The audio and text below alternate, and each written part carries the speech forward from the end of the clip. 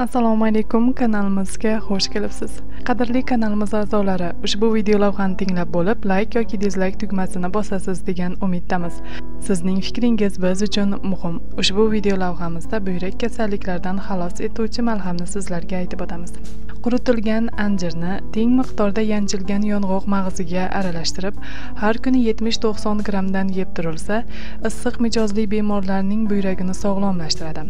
Chaqmasak, peshob chiqarishning qiyinlashuvini yo'qotadi. Anjir sharbati esa buyrak va qovoqdagi chiqitlarni haydab chiqaradi. Sigir sutini haddan tashqari ko'p iste'mol qilish buyrak va qovoqda tosh paydo qiladi. Uni bir marta ichish miqdori 150 grammdan 300 grammgacha bo'lishi maqsadga muvofiqdir.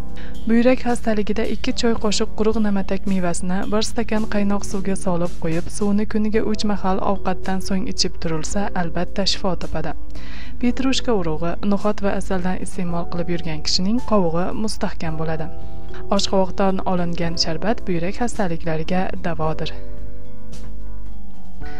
Hozircha shular, kanalimizni kuzating va doimo sog' salomat bo'ling. E'tiboringiz uchun rahmat.